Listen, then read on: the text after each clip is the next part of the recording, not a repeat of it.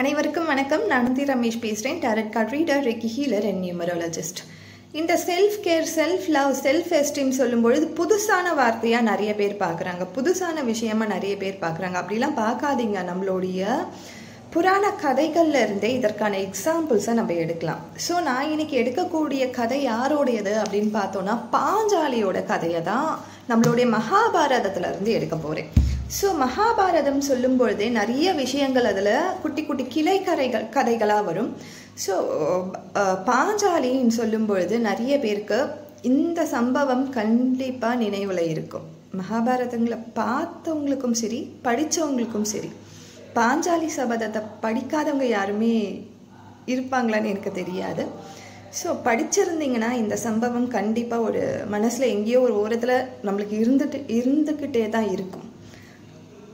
So அவளுக்கு அந்த சம்பவம் எல்லாமே கௌரவர்கள் சபையில் நடந்து முடிஞ்ச அப்புறமா கௌரவர்களோட தந்தை திருதராஷ்டர் திரௌபதி கிட்ட கேட்குறாரு, அம்மா உனக்கு இவ்வளோ பெரிய அநியாயம் நடந்திருக்கு, என்னால் எதுவுமே பண்ண முடியல, நான் ரொம்ப ஒரு கோழையா, ஒரு எதுவுமே செய்ய முடியாத சூழ்நிலையில் கட்டுப்பட்டு இருந்தேன், என்னால் பண்ண முடியாமல் போச்சு, என்னை மன்னிச்சிடு, என்னுடைய பசங்க பண்ணது பெரிய பெரிய பெரிய பாவம் அப்படின்றாங்க. சொல்லிட்டு அவர் சொல்கிறாரு, உனக்கு நான் 2 வரங்களை கொடுக்குறேன், இந்த 2 வரத்தையும் நீங்கள் எது கூட சம்மந்தப்படுத்தி பார்க்கலான்னா, நம்மளுடைய கவர்மெண்ட் இப்போ ஏதாவது ஒரு சம்பவம் நடந்துருச்சு பப்ளிக்குன்னும் பொழுது காம்பன்சேஷன் கொடுக்குறாங்க பாருங்க, அது அங்கேருந்து அந்த காலத்துல இருந்தே அது இருக்குது போல். ஸோ இது கூட தான் நம்ம சம்மந்தப்படுத்தி கொடுக்கணும். அந்த காம்பன்சேஷன்றது எந்த ரீதியில் கொடுக்குறாங்கன்னு யாருக்குமே தெரியாது. ஸோ அதே தான் இவரும் பண்ணுறாரு, உனக்கு 2 வரங்களை தரேன் அப்படின்னு சொல்கிறாரு. சரி, இந்த 2 வரங்களையும் நீ பயன்படுத்தி உனக்கான விடுதலையை நீ கேட்டுக்கோ அப்படின்னு அவரு நினச்சி கொடுக்குறாரு. ஆனால் பாஞ்சாலி என்ன பண்ணுறாங்க, முதலாவது வரமாக தன்னுடைய தாய் நாட்டோட விடுதலையை கேட்குறாங்க. ஸோ தந்தை கிட்ட என்னுடைய நாட்டை கொடுத்துருங்க, அவரே ஆண்டுக்கிட்டோம் அப்படின்னு சொல்லி அவங்களுடைய தாய் நாட்டுக்கு அவங்களுடைய விடுதலையை வாங்கி கொடுக்குறாங்க.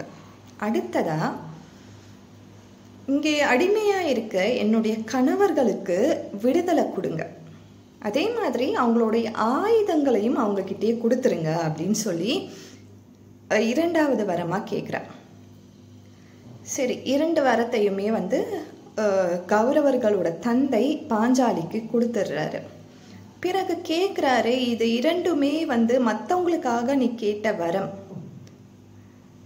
நீ உனக்காக எதுவுமே கேட்டுக்கலையே அப்படின்னு கேட்குறாரு திரௌபதி கிட்ட. அப்போ திரௌபதி சொல்றாங்க, நான் எங்க அடிமையா இருக்கேன், நான் எதுக்கு எனக்கான விடுதலையா நான் கேட்டுக்கணும், நான் அடிமையே கிடையாதே. ஃபர்ஸ்ட் நீ என்னை அடிமையை பார்த்தனா நான் அடிமையாயிட முடியுமா? உன் பசங்க என்னை ஹியூமிலேட் பண்ணிட்டாங்க தான், அதற்காக நான் அதை அக்செப்ட் பண்ணிக்க முடியுமா அப்படின்னு கேட்குறான். ஸோ இதை விட ஒரு செல்ஃப் எஸ்டீம்கான ஒரு ஸ்டோரி எங்கேருந்து எடுக்கிறதுன்னு தெரியலை. உங்களை எத்தனை பேர் வேணால் ஹியூமிலேட் பண்ணலாம், உங்களை எத்தனை பேர் வேணால் டிஸ்அக்ரி பண்ணலாம், உங்களை எத்தனை பேர் வேணால் எது வேணாலும் சொல்லலாம். ஆனால் நீங்கள் அதை அக்செப்ட் பண்ணால் தானே அது உங்களை ஹர்ட் பண்ணும்.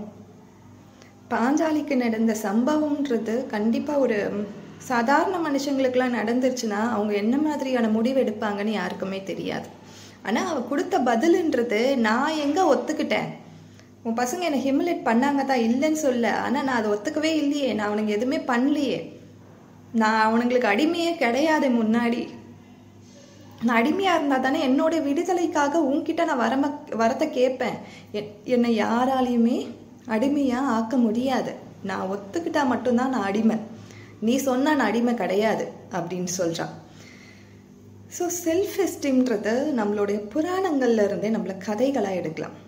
நம்மளுடைய சீதாமாவோட ராமாயணத்துலேருந்து நம்மளுடைய சீதாமாவோட ஸ்டோரியுமே அதே தான் சொல்லுது. ராவணன் கூட்டிகிட்டு போய் அவங்கள சிறப்பிடிச்சு வச்சுருந்தாங்க தான், அவங்க அங்கே சஃபர் பண்ணாங்க தான், ஆனால் அவங்க ஒத்துக்கவே இல்லையே, என்னை காப்பாற்றுவாரு, அது வரைக்கும் நான் இங்கே இருக்கேன், ஏன் அவங்களால வர முடியாதா? ஸோ